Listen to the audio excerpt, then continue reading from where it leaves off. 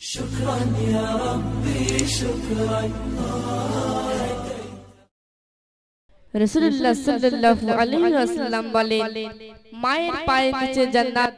তো ভাই সেই মায়ের সামনে আমি একটি গজল পরিবেশন করছি, আপনারা মনোযোগ সহকারে শুনবেন।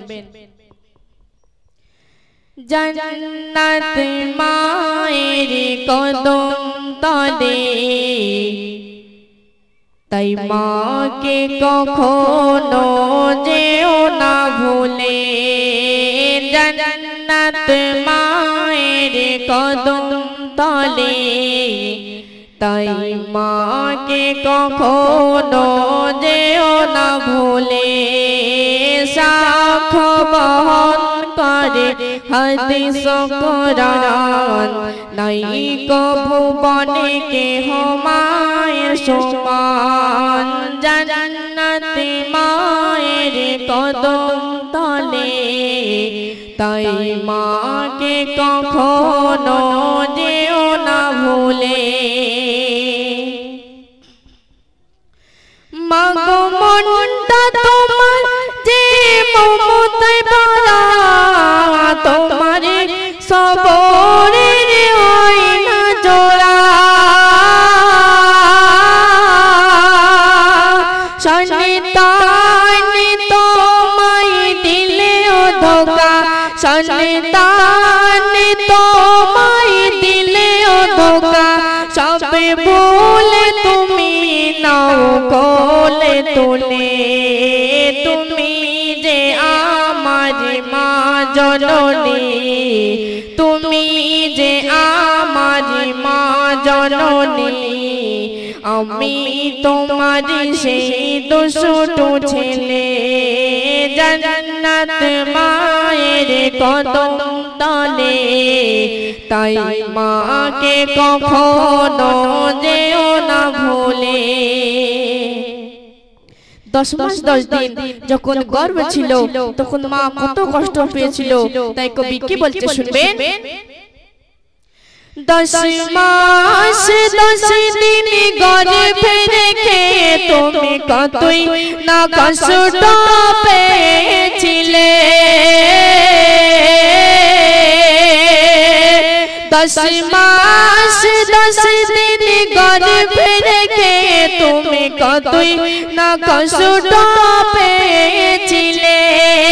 রাতে আরামের ঘুমকে তুমি, রাতে আরামের ঘুমকে তুমি তুচ্ছ ভেবে কাটিয়ে দিলে। শেষেতে সোনা মুখটি দেখে কষ্ট ভুলে মুখে চুমা দিলে।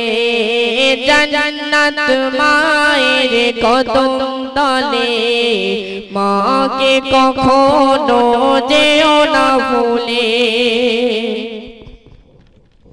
শেষ সন্ধে আমার প্রিয় কবি কি বলছে শুনুন। যদি গায়ের চামড়া দিয়ে মায়ের জুতা বানিয়ে দেন, তবু এক ফোঁটা দুধের হক আদায় হবে না। শুধু কি তাই, যে সন্তান মায়ের কদমে চুমা দিল, সে যেন হাজার আশো আদে চুমা দিল। তাই কবি কি বলছে শুনবেন। গায়ের চামড়া দ্বারা যদি বানাও জুতা, তবু হবে না মায়ের হকটি আদায়। গায়ের চামড়া দ্বারা যদি বানাও জুতা, তবু হবে না মায়ের হকটি আদায়। মায়ের পায়েতে যে জন চুমা দিল, মায়ের পায়েতে যে জন চুমা দিল, সে হাজির আসওয়াদ পেয়ে গেল। বলিও গো গাই জারি রাখো শুনে, বলিও গো গাই জারি রাখো শুনে। বউ পে মাকে যেও না ভুলে। জান্নাত মায়ের কদম তলে, তাই মাকে কখনো যেও না ভুলে।